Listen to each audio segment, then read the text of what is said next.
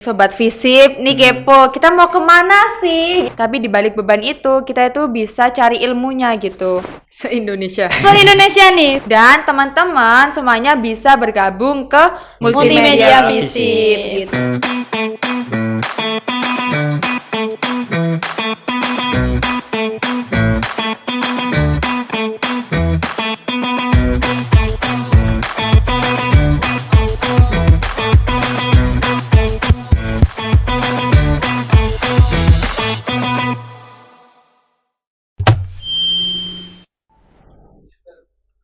Assalamualaikum warahmatullahi wabarakatuh. Selamat datang di Vispod, Visip Podcast. Bersama saya, Leni Nandanovianti di segmen Ngomet Ngobrol bareng Mulmet.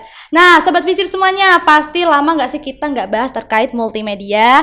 Lalu teman-teman sudah tahu nggak sih ada yang baru loh di multimedia, yaitu Ketum dan Waketumnya di periode Multimedia 2025.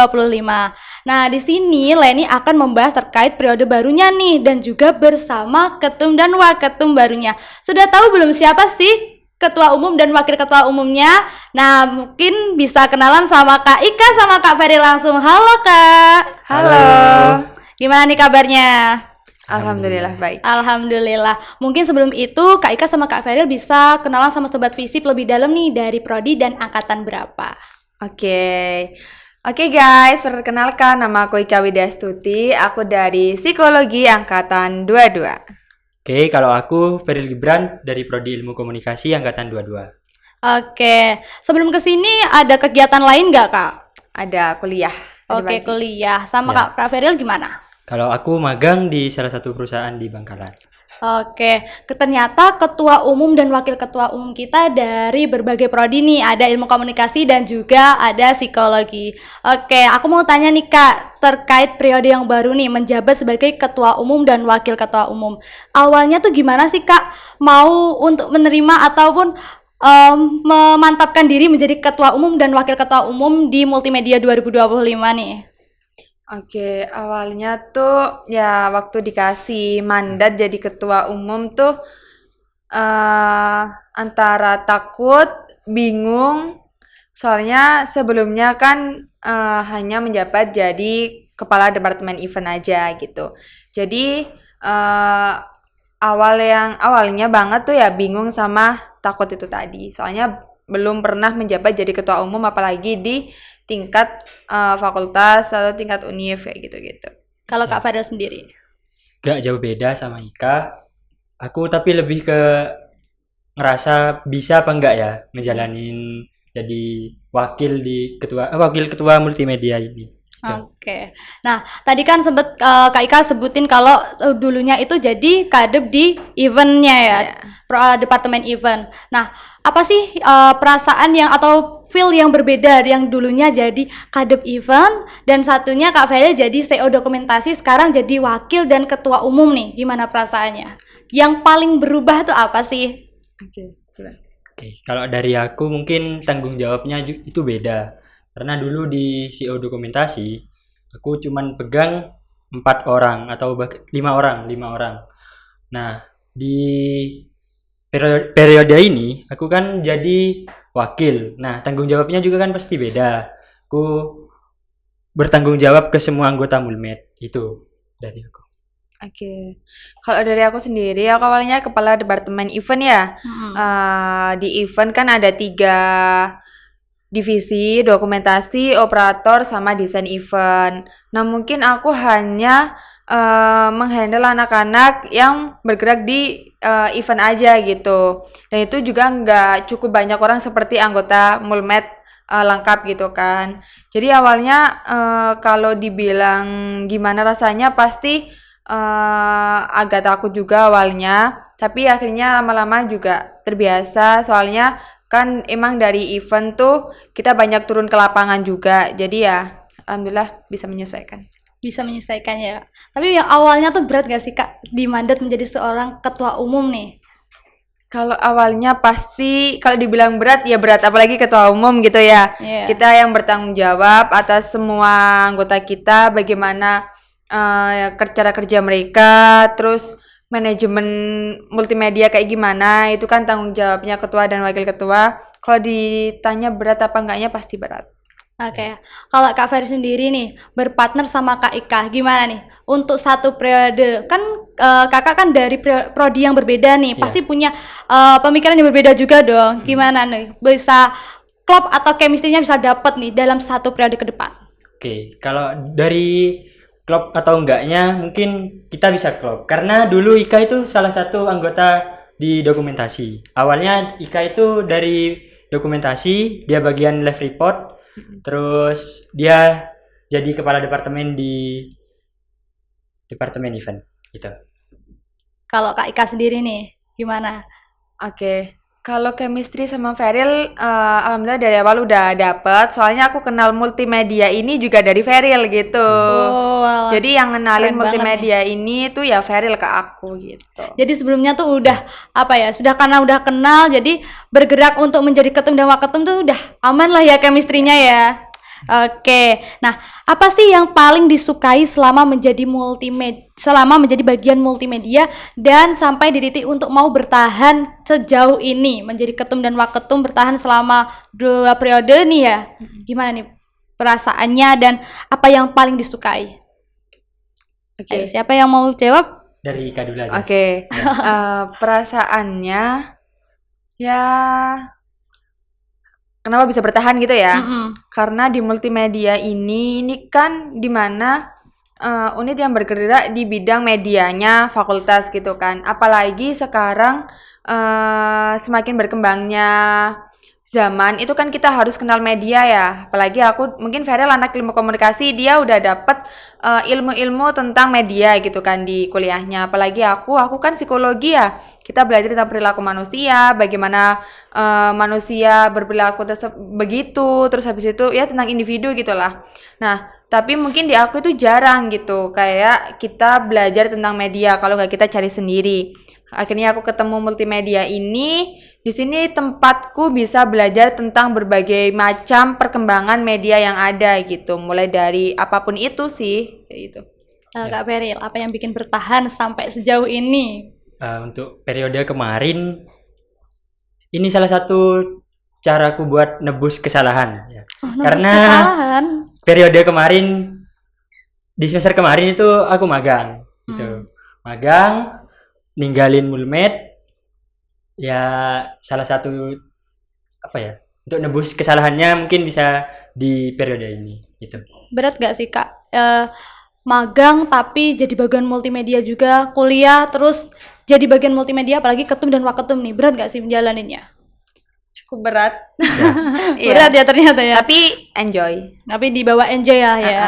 Karena mungkin karena kalian udah menyukai multimedia, udah bertahan dari awal, jadi kayak untuk melepasinnya jadi juga berat juga ya. Iya. Kalau untuk tiba-tiba menghilang gitu ataupun nggak ngerangkul teman-teman yang lain untuk fokus ke kuliah mungkin, tapi karena udah lama bertahan jadi bisa lah untuk menyeimbangkan keduanya ya.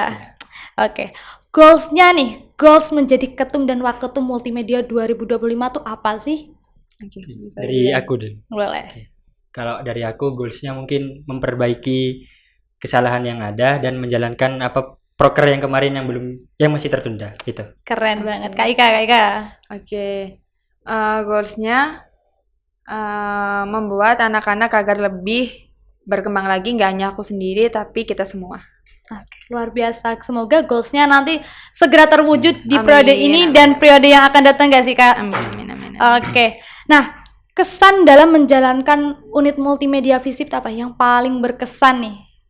Oke, yang paling berkesan, apalagi aku yang nggak ada apa ya, belajar tentang medianya di pelajaranku, apalagi psikologi kan, kesannya apa ya? Apalagi kalau kadang pegang event tuh kesannya sangat seneng banget, gembira, bisa belajar hal baru, apalagi ketemu teman-teman yang bisa diajak berkomunikasi secara baik kayak gitu.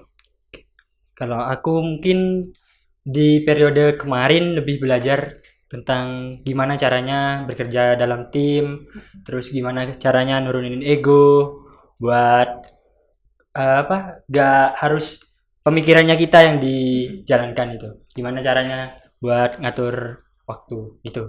Oke, luar biasa. Mungkin bisa diminum dulu nih minumnya. Oke. Biar lebih rileks Oke, lagi Kak. kita untuk podcast kali ini. Oke, minum dulu ya, Len.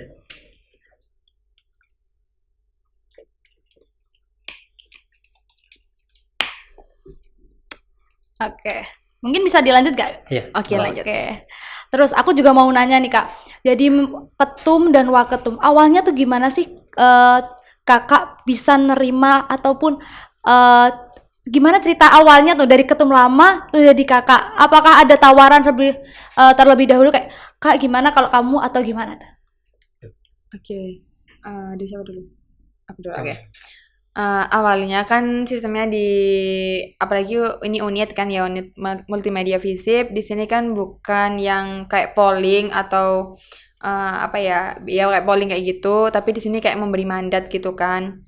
Nah, aku dapat mandat ini tuh karena katanya beliau yang sebelumnya menjadi ketua, katanya mereka tuh sudah menilai bagaimana cara kerja kita berdua, sampai akhirnya mereka yakin bahwa multimedia ini dapat kita pegang gitu, mulai dari manajemennya, terus habis itu cara kerja kita berdua yang dinilai tadinya, akhirnya sekarang kita bisa diberi mandat ini, terus pengetahuan kita secara luas baik di internal maupun eksternal seperti itu. Oke. Kak Feril gimana? Awalnya apa sama-sama ini nih? Apa ketemu bareng-bareng dulu atau gimana? Enggak, kalau dulu itu aku sudah punya firasat dari pelatihan. Pas pelatihan itu kenapa kok aku sama Ika yang disuruh jadi apa namanya? Apa ya? Kalau Disuruh ikut apa ya? dipilih. Oh, Nah, dipilih oke. jadi salah satu apa ya? Anggota Mulmet Ya, untuk ikut. anggota Mulmet untuk ikut di pelatihan kepemimpinan. Nah, itu mungkin merasa kok aku sama Ika yang disuruh gitu. Jadi ternyata udah ada feeling nih kayak Ya. kayaknya aku bakalan bisa nih. Tapi kenapa kamu mau nerima? Kenapa gak nolak aja gitu? Oke, kalau mau nerimanya, nah di satu sisi mungkin kita ada semester 6 gitu ya, semester yang dimana kita harus fokus untuk mikir gimana caranya kita bisa cepat lulus gitu kan. Tapi di sisi lain kita mau nerimanya karena memang unit ini tuh nggak hanya ngasih kita ilmu yang sekarang aja, tapi bisa ngasih kita ilmu untuk kita berkembang di kedepannya.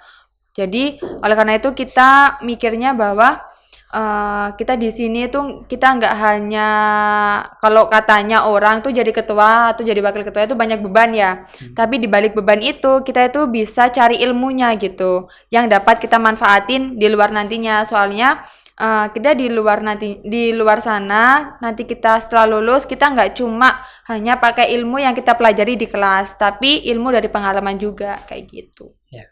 Oke. Nah, hal-hal yang menjadi suka duka di multimedia tuh apa sih? Ada nggak sih suka sama dukanya di multimedia? Ayo. Kalau sukanya mungkin bisa ketemu teman-teman dari berbagai prodi yang ada di FISIP.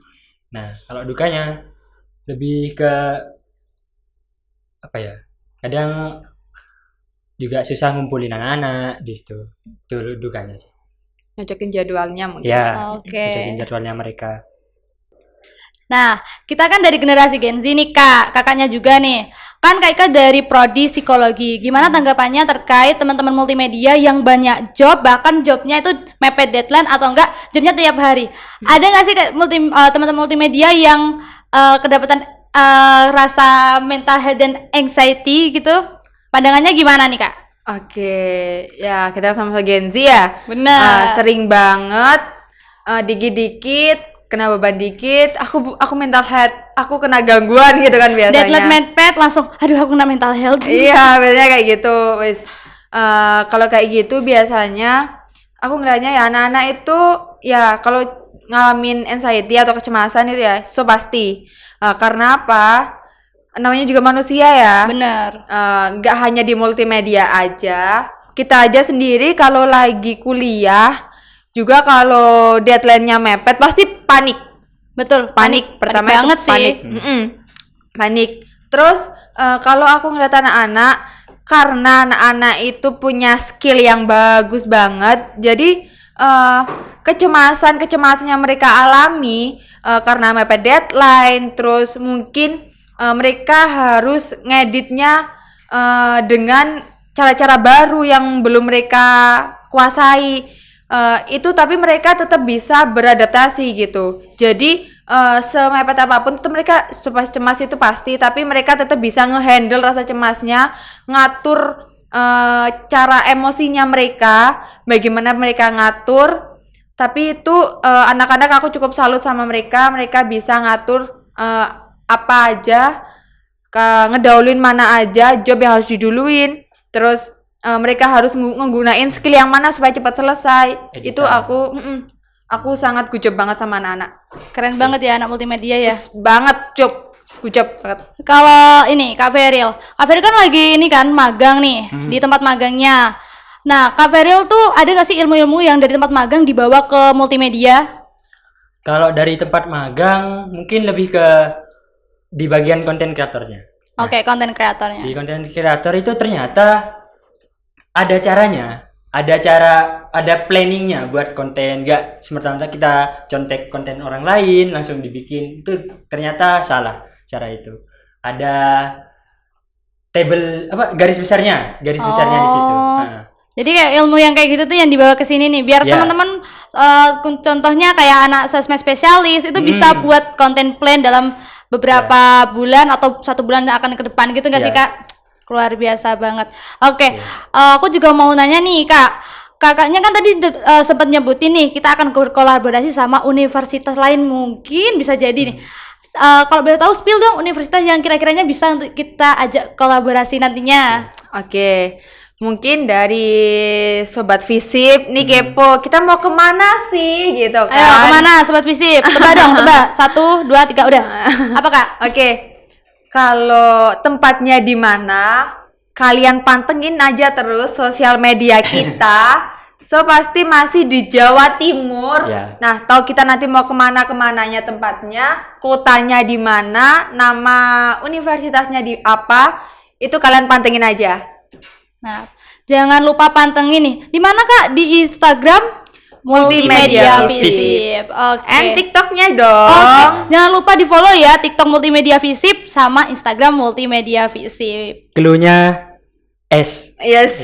S apa nih? Di mana tuh? Di mana tuh? Di kanan, di kiri, di atas? Aja. Oke. Nah, yang terakhir nih ya, untuk menutup Visip kita kali ini, aku pengen nanya. Oh, jangan ditutup dulu, aku ada pertanyaan satu nih Kak. Kan Apa? Kak Feril dari ilmu komunikasi nih, belajar branding dong. Ya, belajar. Oke, gimana sudut pandang Kak Feril terkait branding multimedia dari ilmu kakak yang ada di ilmu komunikasi? Oke, kalau branding dari media atau branding gimana nih? Boleh dari media juga, kan kakaknya nih lebih fokus ke medianya nih ya. Oke, mungkin bisa dijelasin apa sih cara membranding multimedia Visip nih? Tata caranya mungkin lebih ke gimana nge-generate mulmed ini lebih berwarna gitu. Kalau dari media-medianya di mulmed kemarin lebih condong ke dokumentasinya, tapi yang sekarang aku berharap bisa ke sosmednya, ke konten-kontennya, terus gimana sih tata caranya buat memperbaiki mulmed ini kan masih belum terkenal di Visip, followersnya juga masih dikit nih.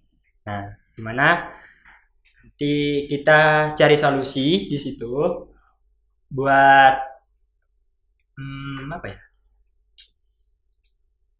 gimana caranya buat mulmed itu lebih terkenal gitu. Oke. Mau terkenal sampai sejauh mana sih Kak Feril mulmed ini? Se-Indonesia. Se-Indonesia nih. Semua universitas kalau bisa perlu tahu lah kalau UTM punya multimedia Visip yang luar biasa ya. Asik. Oke. Harapannya Kak. Nah, tadi kan aku udah nyinggung harapan nih. Harapannya buat multimedia Visip tuh apa sih? Buat teman-teman multimedia Visip tentunya nih pasti pengen dong tahu apa sih harapan dari ketum sama waketum kita nih, apa sih yang bisa kita bakalan kasih kepada ketum waketum kita? Oke, untuk harapan kedepannya semoga multimedia FISIP itu tidak hanya dikenal di FISIP aja, seperti yang Violet katakan tadi, kita pengen nge-branding gitu kan. Benar. Tidak hanya dikenal di FISIP aja, tapi juga dikenal se-UTM. Kalau bisa dikenal sama universitas-universitas lain, Lainnya. seperti itu. Oke.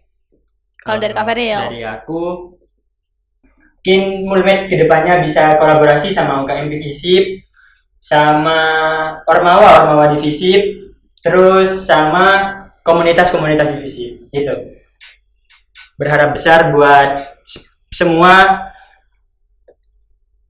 Bisa berkolaborasi. ya, semua yang ada di FISIP ini bisa berkolaborasi, bukan malah bersaing. Oke. Itu aja. Oh iya, bentar. Kan kelihatan juga kan aku dari psikologi, Violet Benar. dari ilmu komunikasi kan. Betul. Pasti kita tuh bawa ilmu masing-masing dari prodinya. Nah, di multimedia ini kita tuh nggak bahasanya tuh nggak saklek gitu ya. Bahasanya Ya. itu kita nggak saklek itu tadi. Wis kamu bisanya ini aja, ini tok gitu. Tapi kita itu saling belajar satu sama lain. Misal anak dokumentasi, dia bisa kok belajar editing gitu. Nah, di sisi lain, multimedia ini itu nggak harus atau nggak hanya dikunjungin sama anak mulmed aja. Mungkin yang anak FISIP tahu, mulmed itu atau lab multimedia itu yang bisa berkunjung hanya anak mulmed aja gitu. Padahal enggak, guys. Padahal Salah besar. Salah besar. anak Semuanya FISIP, boleh ya? anak fisik semuanya tuh FISIP itu boleh banget berkunjung di sini. Mungkin yang punya yang punya akses untuk menggunakan alat-alat ini itu anak multimedia FISIP gitu. Soalnya kita yang memproduksi mulai dari YouTube, Instagramnya FISIP seperti itu. Jadi semua bisa berkunjung dan teman-teman semuanya bisa bergabung ke multimedia Multimedia FISIP FISIP. gitu, teman-teman. Oke, tapi teman-teman kalau mau masuk ruang FISIP jangan lupa reservasi ya, biar Ya. kita tahu Yap. nih teman-teman multimedia tahu kalau ada kalian tuh lagi apa, ngapain Iya. aja gitu ya. Yep. Oke, tadi kan kita sudah bahas banyak nih terkait harapan, terus apa aja sih yang ada di multimedia, bahkan sampai ada clue kita mau kunjungan ya. Ya. Yep. Semoga aja ya teman-teman ya, kemana-kemananya tetap harus pantau ini ya IG sama TikToknya multimedia FISIP. Oke, gak kerasa nih teman-teman, kita sudah ada di penghujung perbincangan FISIP podcast kita kali ini. Mungkin teman-teman semuanya yang ingin bertanya-tanya terkait multimedia bisa langsung DM Instagram multimedia FISIP. Nah, untuk program FISPOT lainnya jangan lupa untuk follow Instagramnya FISIP dan juga lihat di YouTube FISIP UTM. Oke, terima kasih Kak Ika dan Kak Feril sama-sama. atas waktunya yang telah diluangkan hadir di FISIP podcast kita kali ini. Oke, aku Leni Nanda Novianti pamit undur diri. Wassalamualaikum warahmatullahi wabarakatuh. Waalaikumsalam warahmatullahi wabarakatuh. wabarakatuh. Dadah. FISIP ngehits.